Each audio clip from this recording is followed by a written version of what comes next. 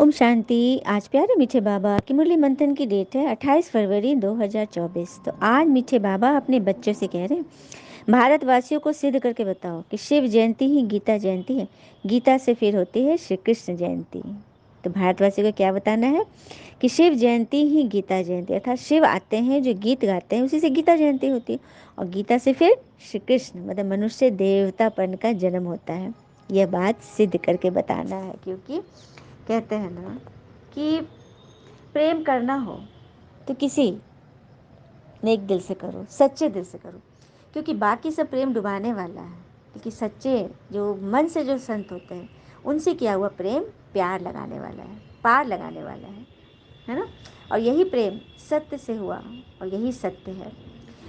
चलिए, संत का अर्थ है झरोखा, जिसे सत्य की थोड़ी सी झलक मिली। उनका अर्थ है जैसे बिजली कौंध गई, राह दिखी, मार्ग मिला। हमारे पास तो आंखें नहीं हैं, हमें तो परमात्मा की कोई ज्ञान ही नहीं है, तो वो संत व्यक्ति जो सत्संग में है उनके संग में रहिए।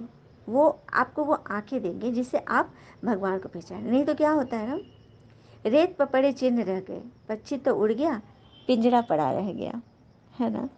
तो यहाँ पर हमें स्वयं भगवान हमें बता रहे हैं कि तुम शिव जयंती शिवरात्रि को सिद्ध करके बताओ। क्योंकि भगवान आए हैं, ये भगवान की मुरली है। ये बात जो भी समझ जाए उनके जीवन में बस सिर्फ प्रकाश ही प्रकाश, सुख शांति का। और कहते हैं ना कि जीवन में सही कर्म वह नहीं है जिसके परिणाम हमेशा सही हो। सही कर्म वह है जिसका उद्देश्य सर्वथा उचित हो, है ना। प्रश्न, किसी भी धर्म की स्थापना का मुख्य आधार क्या है? धर्म स्थापक कौन सा कार्य नहीं करते जो भगवान कराते हैं?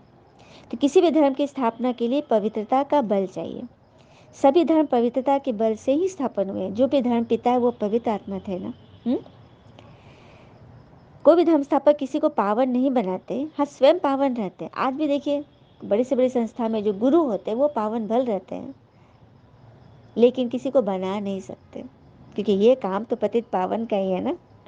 भगवान का काम है ना, वही तो पावन बनने के हमें श्रीमत देते हैं, लेकिन किसके माध्यम से देते हैं?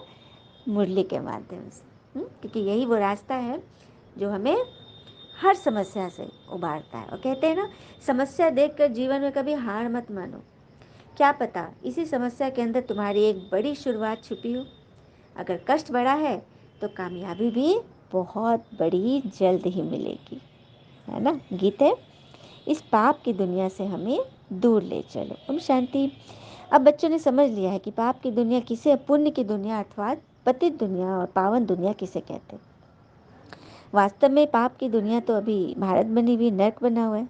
दुख दुख तनाव चिंता परेशानी का यह दलदल है। यही भारत भविष्य था, स्वर्ग था। भारत भी दो जग बना है, क्योंकि काम चिता पर जल रहे हो, कामना की चिता पे सभी जल रहे हो।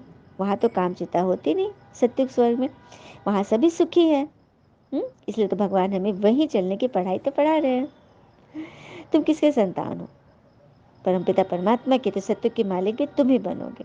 देखो, शिव वंशी तो सभी है, शिव के बच्चे तो सभी है, लेकिन ब्रह्मा वंशी कौन है? जो भगवान से मिल रहे हैं, ब्रह्मा तन से इस मुरली से पढ़ रहे हैं और अपना जीवन बना रहे हैं। अब श्रीमद् भागवत में लिखा है, सर्वशास्त्र में ही शिरोमणि गीता। तो गीता जयंती मनाई ना, तो सबसे पहले शिव जयंती मनाओ। शिव आते हैं तभी गीता का जन्म होता है। भगवान जो गीत गाते हैं वही तो है गीता। तो यही बाबा ने बोला, इसको सिद्ध करो। शिव जयंती भारत में ही मनाई जाती है। अब देखो, शिव जयंती आने वाली है, सिद्ध करके समझाओ। शिव को कहा जाता है ज्ञान का सागर, अर्थात सृष्टि को पावन करने वाला परमपिता परमात्मा। गांधी भी गाते थे, श्री कृष्ण का नाम नहीं लेते थे। पतित पावन सीताराम। अब प्रश्न उठता है, शिव जयंती से गीता जयंती व श्री कृष्ण जयंती, इसको सिद्ध करके बाबा ने आज पूरी मुरली इसी पे बोली है। सिद्ध करके बताओ। शिव आते हैं और शिव से ही फिर गीता निकलती है, और गीता से ही फिर श्री कृष्ण मनुष्य से नारायण बनने का जो प्रक्रिया है वो प्रारंभ होती है। पांडव और कौरव सभा मशहूर है। पांडव पति दिखलाते हैं श्री कृष्ण को। पांडवों के साथ कौन थे? बल करण भी उनका पुत्र था, भाई था, लेकिन वो किधर खड़ा था? अधर्म के पक्ष में। तो अधर्म के पक्ष में जो ज्ञानी महात्मा भी रहेंगे, लेकिन अधर्म के पक्ष में तो उनका भी नाश होगा, ये भगवान करे। इसलिए धर्म का पक्ष ले लो, पांडव के पक्ष लो, जो आपके सारथी भगवान बनते हैं। पांडवों के साथी कौन थे? भगवान। और कहते हैं ना कि आप अगर सत्य मार्ग पे हो, सही हो, तो आज भी आपके जीवन की गाड़ी भगवान चला रहे हैं। ये बात तो सच है। और गाड़ी चलाने के लिए ये पहिए जो है ना, ये मुरली है, इसी के द्वारा हम ईश्वर के निकट पहुंचते हैं। फिर बाबा कह रहे मनुष्यों को पिलाते भी गंगा जल है, जमुना जल नहीं पिलाते। कौन सा जल पिलाया जाता है? गंगा जल। गंगा जल का महत्व है। बहुत वैष्णव लोग जाते हैं, मटके भर भर कर ले जाते हैं, फिर उनमें से बूंद बूंद डालकर पीते रहते हैं ताकि सब रोग मिट जाए। वास्तव में यह अमृत की धारा क्यों है? क्योंकि वो जड़ी बूटियों के उद्गम स्थल से निकलती है, इसीलिए उसमें औषधि तत्व है ना। बाकी ये पतित पावनी नहीं है जो हर एक आदमी नहा ले तो उसके सारे पाप कट जाए, ऐसा तो नहीं है। तो कौन से जल में नहाने से पाप कटेंगे? तो आत्मा जब ज्ञान जल में नहाएगी सच्चे सच्चे, तभी उसके पाप कटेंगे। तुम जानते भी हो पैगंबर आदि आते, वो भी पावन नहीं बनाते। पावन बनाने का ठेका तो भगवान ने ले रखा है। हाँ, तो ये बात सिद्ध हो जाएगी। फिर जब पंडित तुमसे आकर यह लक्ष्य पूछेंगे शिव जयंती पर क्या करना है, तो समझा देना। मतलब भक्त आत्माओं को भी बताओ शिव जयंती, शिवरात्रि का क्या महत्व है। अच्छा, मीठे मीठे बच्चों प्रति भगवान की नमस्ते। हम बच्चों की भी प्यारे बाबा को नमस्ते। धारणा के लिए मुख्य सार, पहले पॉइंट, ज्ञान अमृत धारा से सबको निरोगी व स्वर्गवासी बनाने की सेवा करो। स्वर्ग में रहने वाले, मरने वाले नहीं।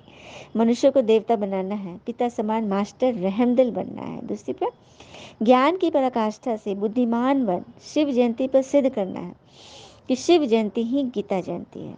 आज पूरी मुरली बाबा ने इसी पर, अब देखना है, बाबा देखेंगे सबका रजिस्टर कि किन्होंने शिव जयंती पर सिद्ध किया है। वरदान है, दिनचर्या के हर कर्म में यथार्थ और युक्ति युक्त चलने वाले पूज्य पवित्र आत्मा भव। दिनचर्या के हर कर्म में यथार्थ और युक्ति युक्त चलने वाले पूज्य पवित्र आत्मा भव। पूज्य पवित्र आत्मा की निशानी है उनका हर संकल्प, बोल, कर्म और स्वप्न यथार्थ युक्ति युक्त होगा। जो पूज्यात्माएं हैं उनका हर संकल्प, बोल, कर्म एकदम एक्यूरेट होगा। हर संकल्प में अर्थ होगा, ऐसे नहीं कैसे बोल दिया। कहते हैं ना, मूर्खों को कभी भी भूल कर भी ज्ञान नहीं देना चाहिए, वो उनके लिए विष के समान कड़वा होता है। एक फनी बात बताती, विनोद की बात है। एक पत्नी सोई हुई थी, ठीक है। मैंने आज मनुष्यों की क्या दशा है, मेरे मन में कितना विष भरा है उसे बता रही हूँ। उस समय एक सर्प पे पलंग पे चढ़ गया और पति भी, जब पति ने देखा कि सांप है और पति पत्नी पड़ती नहीं थी, तो उस सांप से बराबर कह रहा था कि डस ले डस ले डस ले, काम ही खत्म हो जाएगा, ठीक है। तो बार बार सांप को बोल रहा था ना, तो सांप गुस्सा से बोलता है, क्या बोल रहे हो, डस ले डस ले। मैं डसने नहीं आया हूँ, ये तो मेरी गुरु माता, मैं तो इसका विष, इससे विष लेने आया हूँ। तो कहने की बात है कि आज मनुष्य के अंदर विकारों के, व्यर्थ के, क्यों क्या के इतना विष भरा है कि जहरीला सर्प भी उसी से विष लेने आया है, समझा। तो ऐसा नहीं बनना है। तो अपने हर संकल्प, बोल और कर्म ऐसे हो जो कि अमृत टपक रहा है, विष नहीं, ठीक है। स्लोगन, सूर्यवंशी बनना है तो सदा विजयी और एक रस स्थिति बनाओ। सूर्यवंशी बनना है तो सदा विजयी और एक रस स्थिति बनाओ। अच्छा, ओम शांति। शुक्र मीठे बाबा, वो बाबा के प्यारे प्यारे बच्चे, आप सबका जीवन सदैव शुभ हो। ओम शांति।